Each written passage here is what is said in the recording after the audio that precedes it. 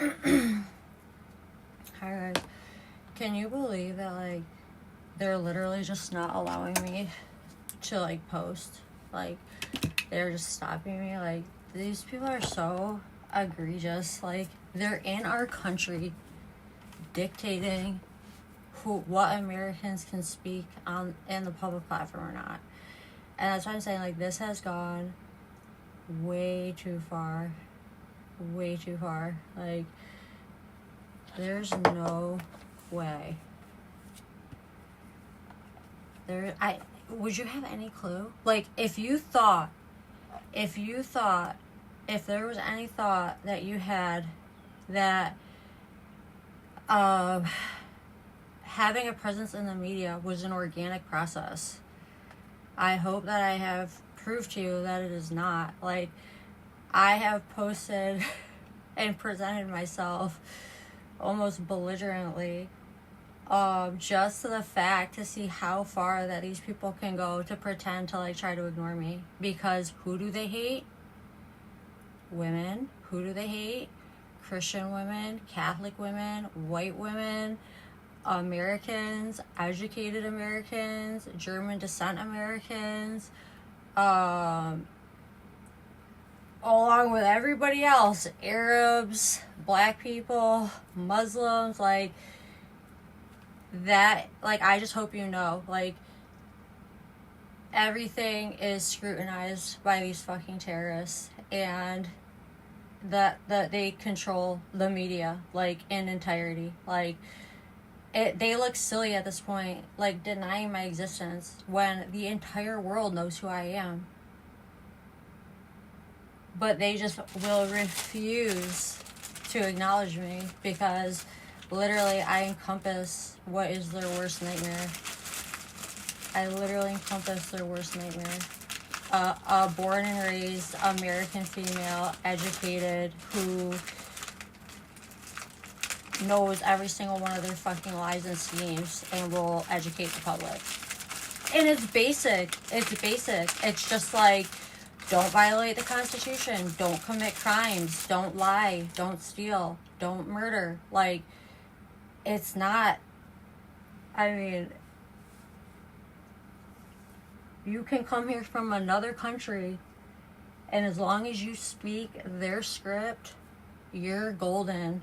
You are golden. They will give you 1 million bot followers. They will promote you. They will retweet you. And it truly is like a satanic initiation. I hope you know that. Like, it truly is. Like, not only, like, can you not just be, like, a neutral person? Like, you have to commit yourself to a club, a satanic club called the Illuminati.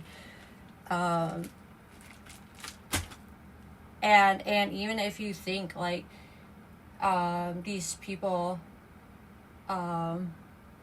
speak out against this group, they are in some way underpinning a message, or at least they are going to present like, these people are so deranged, like, a key message that this Illuminati cult wants you to hear, that will promote Satanism and will promote your slavery and will promote their satanic values. And that's what I'm telling you. Get the fuck out of here. Get your bullshit and pack the fucking shit up and get the fuck out of here. That's what I'm telling you. Get your Jewish fucking scumbag satanic bullshit out of here.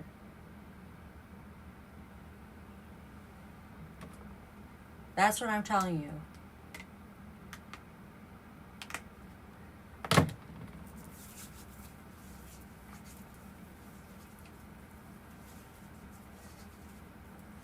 Pathetic.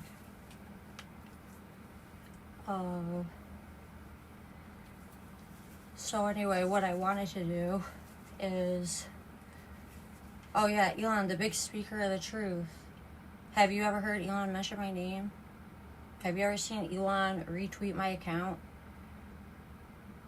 You don't think Elon knows who I am?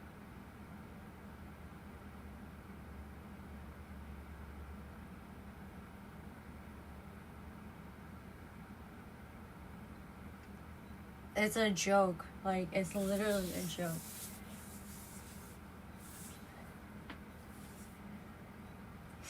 Dominate the shit out of all of them on a constant daily basis. Every catchphrase, every political line, like everything you have ever heard has come straight from me. Straight from me. They're thieves. They have zero creativity, and they're thieves. Get the fuck out of here.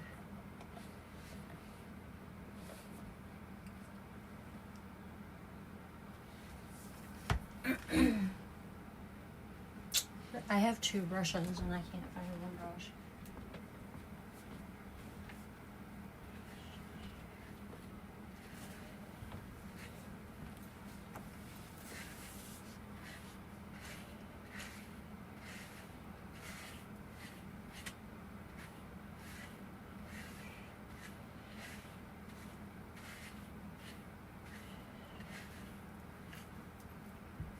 So anyway, I want to do like a Tara Brach thing. Like, we can see, like, I'm curious, like, when this, like, will come to a head, and that's why I kind of, like annoy people on a daily basis for this shit, because it's like, how far do they go? Like, how hypocritical, like, what kind of lying, like, thieves are these people? Like,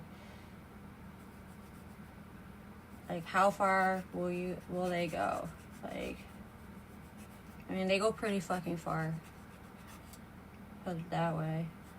We're still playing the Iran Strait of Hormuz game with these assholes. Fucking wasting our fucking time. Like I said, I don't listen to ugly people, so you're gonna have to get out of my fucking face and give me my money.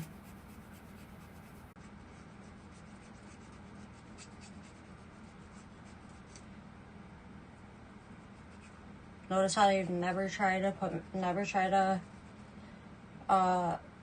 do anything legal against me, because they're the illegal criminals acting as terrorists in the U.S. If they ever brought me to fucking court, I would show them every fucking thing on my phone. I will blow their asses up.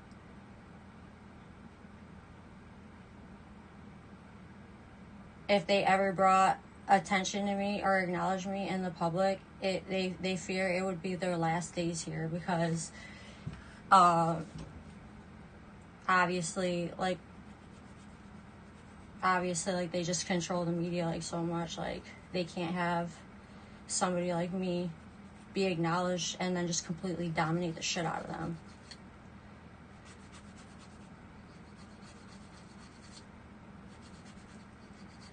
And in fact, like, I know that I can do that. And that's why when I first got on X, I got on anonymously, and I told people, do not follow me, because I said I will blow up in about 5 seconds. Like, and I'm not ready to have the entire world following me right now.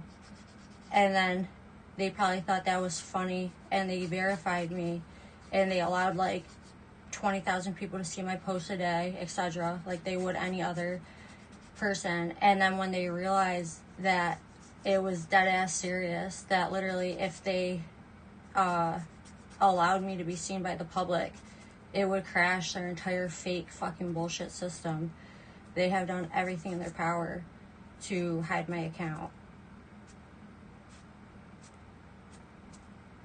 because they're all fucking copyright trash. They're a scheme of lies. Like,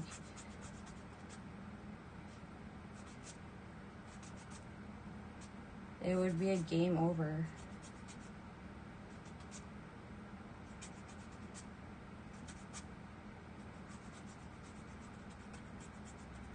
But like I said, they're gonna get fucked up one way or another.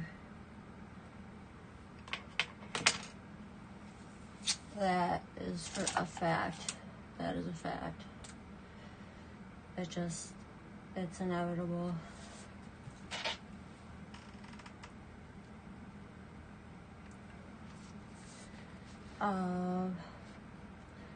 So let's do a Tara Brach meditation. I'm just gonna do a live thing, and they'll listen to Tara Brach meditation, and they can try to ignore me for as long as they want.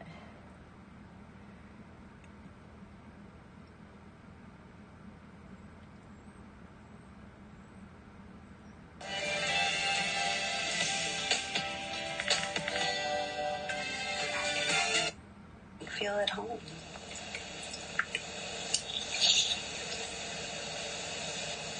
I remember when my son was in the Washington Waldorf School, one of the stories circulating was about a art class, and that the students were sitting at tables in fours, and the teacher was circulating, looking at what the children were. I really listen. Like, I really listen to this.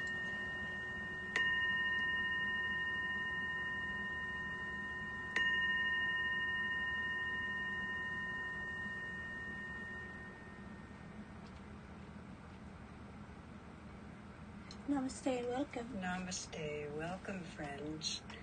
So this is a 5-week journey through the basics of practicing mindfulness, and the title of this is called The Power of Heart Presence.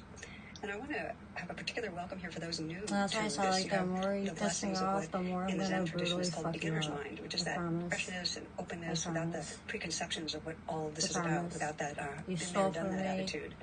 You steal my identity. You steal my life work.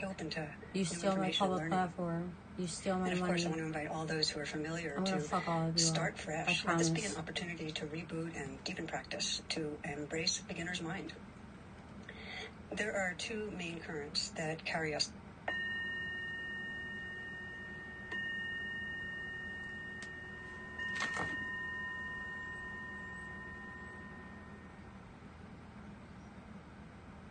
Namaste, welcome, friends.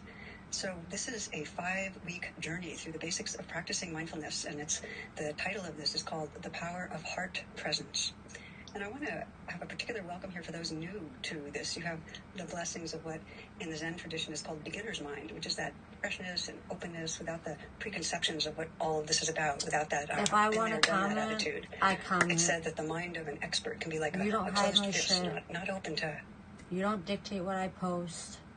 You're trash. You're trash, thieves, Jewish, Zionist scumbags. You don't control my algorithm. You don't control what I post. You don't control who I talk to. You don't control my views. I welcome the entire world to turn against you.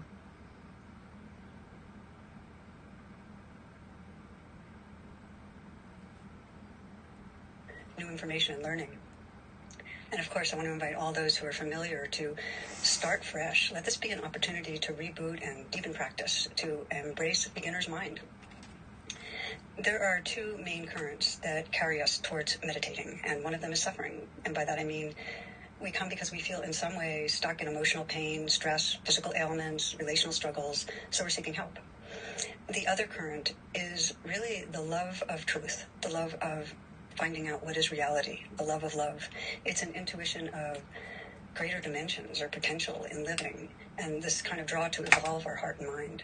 And throughout history, there's been a preoccupation to find that which heals and inspires and opens us to the timeless. It's often been described as the sacred journey, and it's the path of the sage and the saint and the shaman and holy beings and all truth seekers. And it's what brings us to yoga and to meditation, to prayer, to spiritual work, to service. Really training the attention awakens our full human potential. So my sense is that all of us come for a mix. So even if, let's say, we initially decided that I need something to lower my blood pressure and be less stressed, deep down we have a longing to live fully, to really awaken to more truth, to more love in our life. And if we come for spiritual freedom, we're certainly glad to have ways to work with chronic pain or depression or difficulty. So I joined a spiritual community, started meditating in 1975, and both currents were drawing me. Certainly there was the emotional pain of being insecure and anxious and a lot of self-judgment, and I had also, at the same time, had tastes, a recurring taste, whether it was in nature or through psychedelics or yoga, of touching peace, touching clarity, presence, some sense of the numinous, and So there was a very real and compelling spiritual yearning for something more. And in the ashram, in our spiritual community, it really felt like we were doing something quite special in those days. It felt very countercultural and exotic. And even though humans on all inhabited continents have done some practice of meditation since antiquity, it felt special. I remember at my first retreat hearing the story of a woman who decided to go to India to see the guru. And she calls her travel agent, and her travel agent says, well, why don't you just go to Florida like you usually do? But the woman wants to go, so they make the flight reservations for this long flight, and then she has to go on a train, and she happens to meet some people who know of that particular guru, and they tell her, you can only say 3 words. And she said, I know that. So then she gets to the bus ride that's supposed to take her to the encampment. Again, many people on the bus are on their way to see the guru too, and they say, about the 3-word thing? And she goes, I know. Long line when she gets there to see the guru. And so she's in that line, and again, they remind her when she gets to the tent where he is that she can only say 3 words. She has it. Finally, she gets in. She goes in to see him. There he is. He's in his saffron robes and his wispy beard, and she says to him, Sheldon, come home. We don't need to go anywhere to join a new religion or change our life in any big way. I love old people jokes. They're fucking hilarious. What people find is that whatever their path is, meditation, this training of the heart and mind, enhances this old guy to me moments. was like older guys love to do the joke, like, what do you call jokes to me? Because I find them hilarious. He's like, what do you call a cow with no spots? I was like, a barrel. He was like, and this woman I work with was like,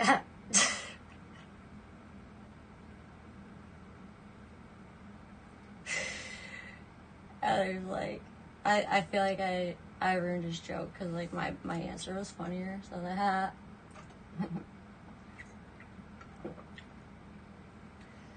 Another guy told me another one the other night. I was like, what do you call, like, a cross-eyed student or something? Like a pupil?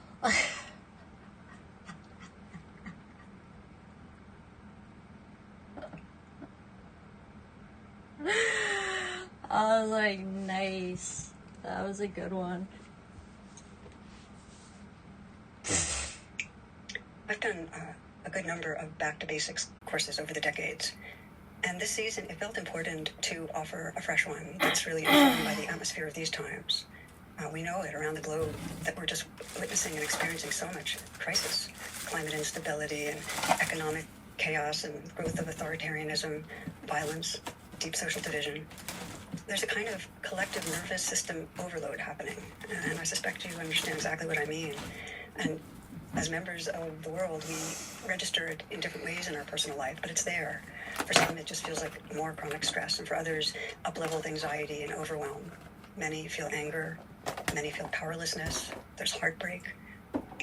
A number of people have mentioned to me that it feels like we're going around business as usual while our world is unraveling. Oh yeah, and it's chaotic. business as usual. We're And that we're in a just trance. draining the It's like economy on and autopilot. stealing We get everything emotionally from you reactive and when we're triggered, being silent. but we're in a trance. And it Yeah, really comes down continue to on. all of this as a sign of disconnection. It's from ourselves and each other and from what matters so most. disconnected. Rather So than disconnected. being able to be present If with you and came hold in what's front of happening me, it would be a or game contracting. over. And so for me, these times have called on me to deepen my meditation practice. It really has been helping to game over metabolize that we've had to and see have on space us. for and respond to what arises. And you might be feeling the same call to deepen meditation. So again, that felt like this was the time to come back to basics, and for those of you who are new, to really dive in. In the Chinese script, mindfulness is translated as presence of heart. And I really love that translation, the spirit of that, because in many Eastern traditions, Asian traditions, heart and mind, the words are not separated. So this means that any training in mindfulness is also a training in heartfulness, that we're training in the 2 wings of awareness. And meditation, this training, offers a profound and timeless medicine. It's really through the practices of mindfulness, of heart presence, that we can begin to interrupt the cycle of reactivity that keeps us trapped in fear and separation. We can also interrupt and step out of addictive habits. We can undo lifelong patterns of creating distance from each other. There is zero proof that 6 million people died, but there is proof that they drained the entire European and continent and the United States. So we could pay reparations for their it allows us to awaken from that trance. And it also allows us, and this is so essential, to touch into the courage and the intelligence we need to respond to our world, to our life. So through these weeks, we'll be looking at tools for meeting what feels overwhelming and frightening and oppressive and sad. And also, and this is important, for opening to the goodness that's always here, the goodness that we need to keep nourishing our spirits. The Washington Post a number of years ago did an experiment where they invited Joshua Bell, who's a world-class violinist. He was giving a performance in a great concert hall that evening for 1,000 people, and he takes his Stradivarius violin and goes into the subway as part of this experiment. And in the morning after that concert, and he put out a hat or a basket, I don't know, and he plays these amazing pieces from Bach on a Stradivarius. So there he is in the subway playing these pieces, and they realized that after an hour of being there, almost no one stopped, except children. And I think there was $17 in the hat, which wouldn't have gotten you 1/4 of the way to the ticket to the concert. And what this experiment really asks is, how much do we miss? How much is our overwhelm and our stress, this transference, blinding us to the beauty and the goodness that's right here, blinding us to that green, new spring leaves. We're having spring here right now, where I live, or to the sunrise or sunset, or to the sound of a child's laughter, or to really looking at the eyes of dear ones, seeing the beauty. How much are we missing? So here's the truth, that we can train ourselves to become more present to the 10,000 joys and the 10,000 sorrows. Okay, friends, so this program's an invitation, a way of remembering who you really are, beyond the swirl of the thoughts and the emotions, a pathway home to presence, to love, to the remembrance of the sacred that our world so deeply longs for. There's a Zen saying that the most important thing is remembering the most important thing. And you might deeply long for connection or for love in life, creativity, but on a daily basis be focused on what might go wrong, or finances, social anxiety, checking things off the to-do list. It's natural that we focus on what gives us an immediate sense of security and ease. And that's that negativity bias. And we can go months, decades, getting through the day, but not really tending to what most matters, to relationships, including intimacy with our inner life. So bringing an engaged presence to the world is really the medicine. I mean, Thoreau put it this way. He says that we spend our life fishing only to find it was not fish that we were after. And I often think of a palliative caregiver who talks about the regrets of the dying after being thousands and thousands of people.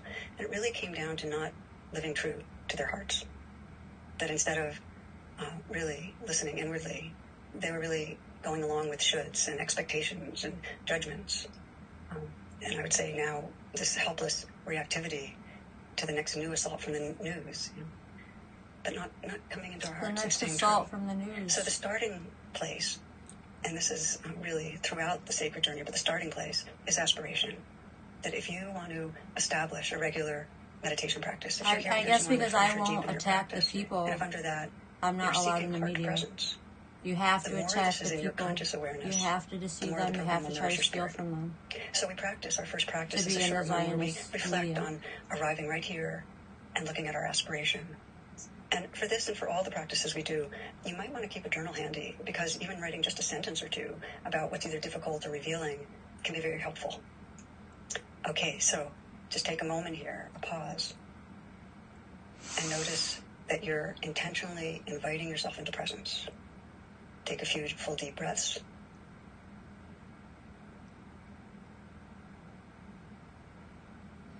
Scan your body and sense what might want to let go a little. Perhaps noticing you can relax the shoulders back and down, maybe softening the hands. Slight smile in the face, softening the muscles in the face. Loosening the belly, letting this next breath come into a softening belly. Just feeling your whole body breathing.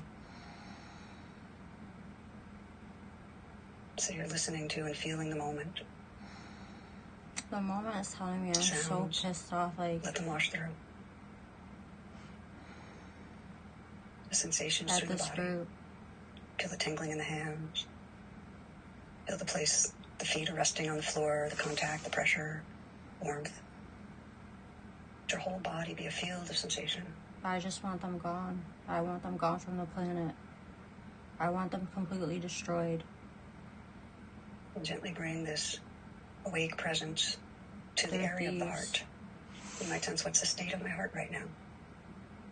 You're just listening with interest, whatever the mood is that's here.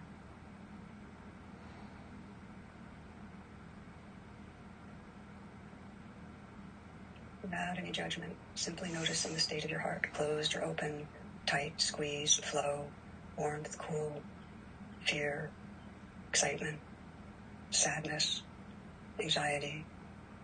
What's the state of your heart?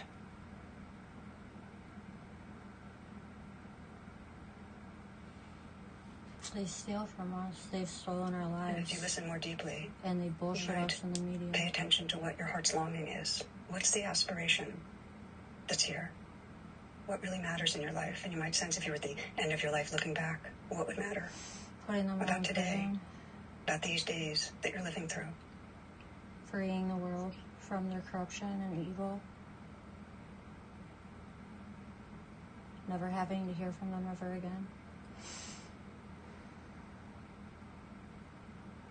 With whatever arises, sense that you're in some way honoring it.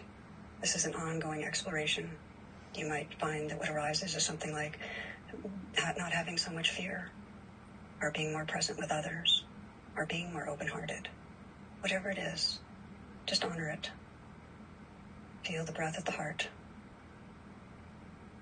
And with whatever you notice, just sense that you can bow to it. Okay, so if your eyes are closed, find to open them, come on back. One of the best definitions of mindfulness is attending on purpose to our moment-to-moment experience with a non-judgmental, interested, friendly presence. There's a film that some of you may have seen, Gorillas in the Midst, and in it, Diane Fossey is shown to be this courageous, remarkable field biologist who managed to befriend a tribe of gorillas. So Diane had gone to Africa to follow in the footsteps of her mentor, George Shaler. He was a primate biologist, and his renown came when he returned from the wilds with more intimate and compelling information about gorilla life than any scientist had ever presented. And when his colleagues asked him, well, how was he able to get such remarkable detail, about the tribal structure and the family life and the intimate habits of gorillas, he attributed it to one simple thing. He didn't carry a gun. He didn't carry a gun. And as it turns out, previous generations of observers had entered the territory of these large wild gorillas with this assumption that they were fearsome and dangerous. So they came with an aggressive kind of energy, large rifles in hands. It appears that gorillas could sense the danger and fear from these rifle-toting men, and they kept a far distance. With or without a By gun. contrast, George Shaler entered their territory without a weapon. So he had to move slowly and gently, and above all, really respectfully towards these amazing creatures. And in time, sensing that he was benevolent, they allowed him in, sort of. And later his student, Diane Fossey, too, to sit right among them and learn their ways. So what if we approached ourselves and each other with this kind of care and respect and curiosity? What if not carrying a gun guided us in relating to our world, guided us collectively in our... I wouldn't want to go near Zionists without a fucking gun, let me tell you right now. Okay, I bring that up because if that's our vision Because for we're the gonna world, fucking murder you it and starts with steal us being able to everything you relate to have. our inner life with that care and that And interest, fucking lie in your face with that about it. respect. And this is the essence of X. mindfulness, that intimate, non-judging attention to what's here. Hold still while we To murder train, you to and develop kill the you and capacity steal everything you where we have. purposely bring awake awareness to the different domains of our inner experience. And that includes body sensations, which includes the breath, emotions, thoughts, and then behind that, changing flow, the space of awake awareness itself. So over these weeks, we're going to practice You know how with each much money domain, they stole like from me? observing the gorillas Over in the $10 wild. billion. We'll learn to notice in an intimate way what's All the arising, money the I could thoughts, have the made emotions, the off sensations, of social media, letting them all come of and my go, life's work. and staying in that one seat of awake presence. They don't Okay, want so you to defend here's- yourself against their theft. They just want to get away with it. What do you think that they should get for stealing everything from me and taking my work and silencing me in my own country? What do you think that they should get for that? What do you think that they should get for stealing our life savings and lying to us and putting people like Steve Wickoff and Laura Loomer in front of our faces?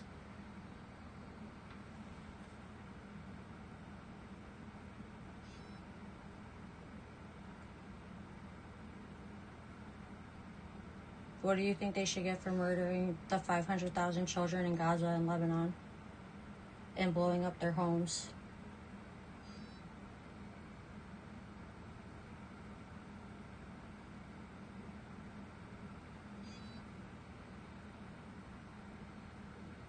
They tried to kill me and steal everything from me. You all know who I am, yet they're stealing my life's work. They're stealing my passion. they're stealing the money that I could be making.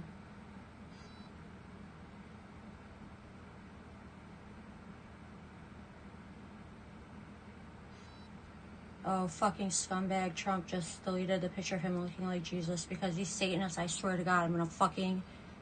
You have no fucking idea.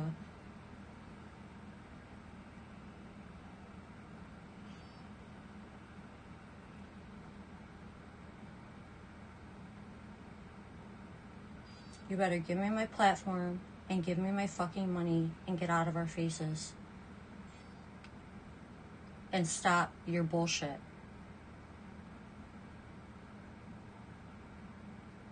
You are terrorists.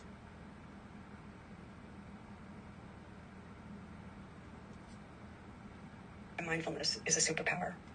If we're not aware, if we're not in that one seat of awake awareness, something arises, a daily trigger of being, let's say, ignored or interrupted or criticized, or we're late for a meeting, or car trouble, or something physically, or we hear about some other piece of news about the world. And then what happens is we get possessed. We really are in a trance. We're inside the cycle of thoughts and anxiety and anger, whatever it is. But there's no choice. There's no freedom. Instead, in a moment of being aware of what's arising inside, without a gun, no judgment, we become enlarged. We're not possessed by what's going on or identified with it. The most helpful metaphor I know for this is that when we're mindful, we become an ocean that's aware of the waves, but we're not tossed by them. And they you steal might like your it better life as a saying, savings. They which is, if steal you all trust your you're the work. ocean, you're not afraid of the waves. We're And if past. you forget, We're you'll past get the seasick waves. every day. We're past the waves. So when we're enlarged by mindfulness, we can see them. We can see clearly, oh, okay, this blaming thought, okay, this clutch in my chest, okay, about to act out in a way I'm going to regret. And we can relate without judging ourselves, but we can relate from a larger space of presence. They are going to regret it. I'll tell you right now. Mindfulness is an innate capacity of the mind, of consciousness. We all have some mindfulness in us. It's inherent potential to be awake and present to life as it is. So we don't need to acquire it or manufacture it. It's like the clear blue sky. It's always there behind the clouds. But we rarely live from this natural awareness. Instead, we get caught inside the clouds and we lose perspective. We get in that trance of the repeating thoughts and emotions and reactivity. So we forget the presence that's here. So that's why we practice, not to create something new, but to strengthen the muscle of remembrance, a kind of coming back and reconnecting with what's here. You might think of mindfulness like an atrophied muscle, that the more you use it, the stronger it gets. What we practice gets stronger. The ground of training in mindfulness is coming back out of the trance into sensory experience.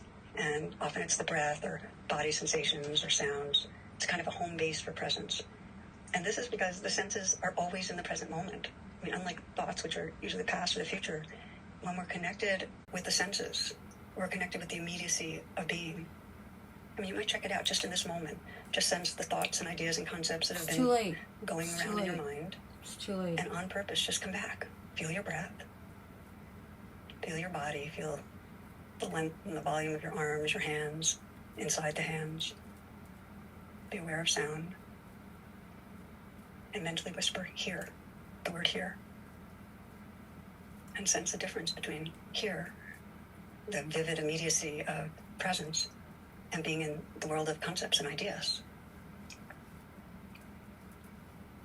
Okay, so the remainder of this session will be looking more closely at mindfulness of the breath, because the breath is the most universally practiced home base for mindfulness.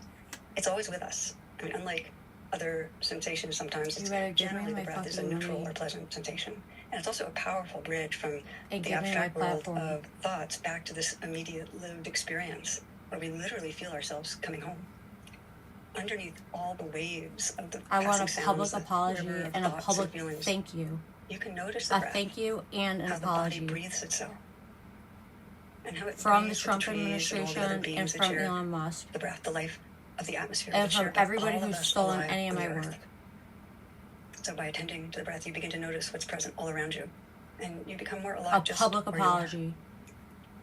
The breath is particularly valuable in times of high stress. One man was describing how he used to listen to a news podcast on the subway going into work, and that over these last weeks, he's used that time instead to practice mindfulness of his breath. And then he extended to noticing the people around him more, expanding his meditation to include smiling at strangers. I want a public apology from Palantir. Work. And this is a highly charged, understaffed hospital. It's lost a lot of its funding. And he says he arrives there just so much more sane and steady and open-hearted. And the breath helps find that still point in the midst of the storm. Okay, so how do we practice with it? Choose the easiest place to pay attention to the breath, and just place I the want a attention public there, noticing apology what it's from like. Donald Trump, from everybody in Maybe you're his paying attention to the administration, inflow and outflow of the breath at the nose. and I want a public or even apology the tip from of the Elon nostrils. Musk Or you might feel it in the throat.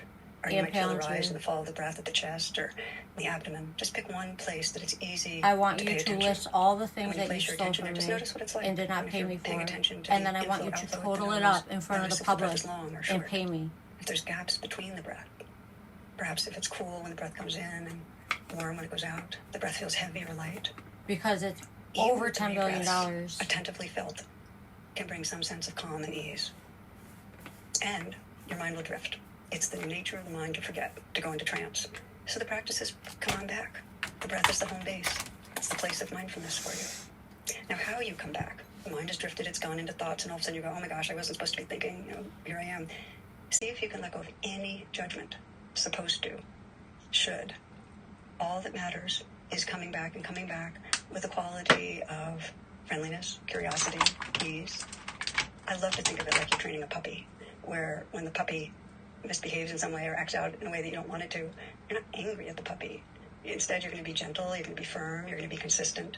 There's a necklace that's the shape of a dog bone, and it says, sit, stay, heal. Now, I want to say, just because I'm a truth teller as well as I can be, that I have a new puppy. And just before I came in to record this talk, the puppy I should have my peed on a own rug I really apartment. I liked. should have my own And I house. I did should have get my own angry. I felt the anger savings. surge My up. bills should be paid. And so My I breathed. student loans should be paid. First I squawked. I should then have gotten breathed. recognition I for my breathed there. political work, I breathed. And I breathed, and I recognition for breathed, my and fashion, maybe recognition from the 5 work breaths, 6 you took breaths, from me off and I of wasn't my angry at the puppy. phone, my I was frustrated videos, with the and situation. my X account. But the breathing brought me from a trance into sanity. It has great power. So I found there's certain images that can be helpful when we're beginning to practice mindfulness of the breath. And one of them, this is from Thich Nhat Hanh, is that you're sitting like a mountain, steady and grounded. And the mountain doesn't resist the changing weather. The storms roll through, the sun rises and sets, the moon casts its quiet light, spring blossoms, winter snows, etc. They come and go. All through it, the mountain remains, still, vast, unmoved. And in this way, we can begin to sit with the breath, allowing whatever arises to come and go, while resting in this steadiness of the inflow and outflow of the breath. Some people like a more delicate image, the gentle landing of a butterfly on a flower, because this can evoke a sense of intimacy and care, that each breath becomes a soft meeting, a moment of quiet attention. Another image is that of a buoy anchored in the sea, and waves rise and fall, winds come and go, and still the buoy remains tethered by presence. So it rises and dips with the motion, but it's never lost. In this way, the breath becomes our anchor in ever-changing waves of thoughts and sensations and emotions. No matter the weather, we're connected, we're held. Of course, there's also the beautiful line from our former National Poet Laureate, W.S. Merwin, who wrote, "Little breath, breathe me gently, row me gently, for I am a river I'm learning to cross." So these images can help us settle and begin to relate to the breath not as something to manage or control, but as a companion, a home base, a living thread of presence. So let's practice for a few minutes. This will be a short practice, but you will need to take a moment to really pause and become still in a way that allows you to be both relaxed and also alert. So find a posture that works for you. And if there's any obvious tightness or tension in the body that you can easily release, do so.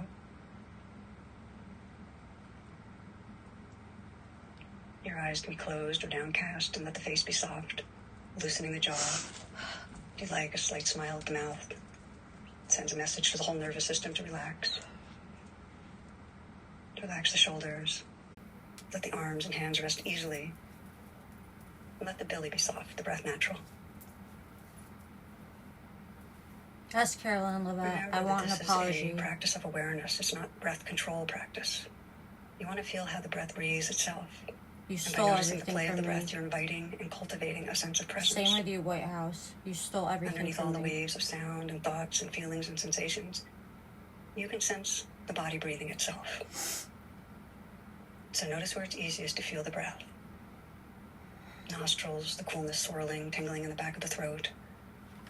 The rise and the fall of the chest or the belly. Sense where you'd like to rest the attention. And if the breath is subtle or hard to feel, you can feel the whole body breathing if you'd like. Or you can place a hand on your belly and feel the rise and fall of your belly in the palm of your hand. That's a beautiful way to stay with the breath. come back gently to this breath. Each time the attention wanders and you notice, like training the puppy, sit, stay. Feel 3 or 4 or 6 more breaths. Very gently allowing the breath to breathe itself.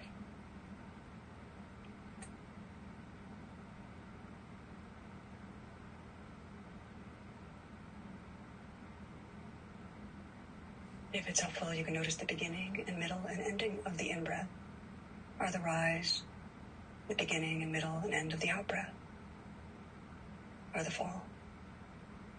Notice the space between breaths.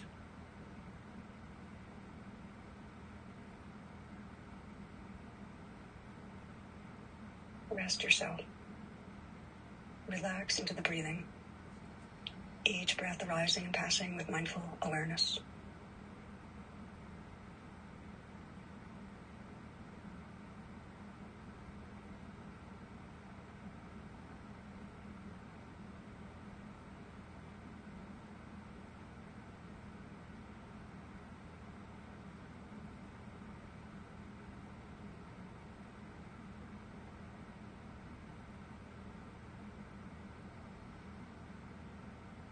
Intimate presence with the breath, and if you notice the attention has wandered, returning gently, curious, friendly, without judgment, resting again in the inflow and the outflow.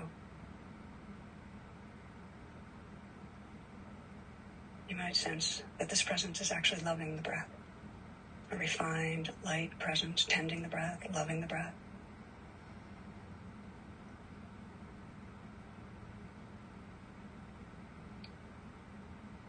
And with each breath, there comes a sense of deepening, relaxing.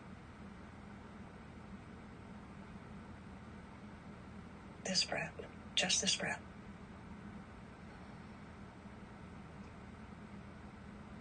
And in these last moments, let go of any effort. Just an effortless presence with the breath. An effortless presence with this changing life. These are the words of Wu Men. 10,000 flowers in spring, the moon in autumn, a cool breeze in summer, snow in winter. If your mind isn't clouded by unnecessary things, this is the best season of your life.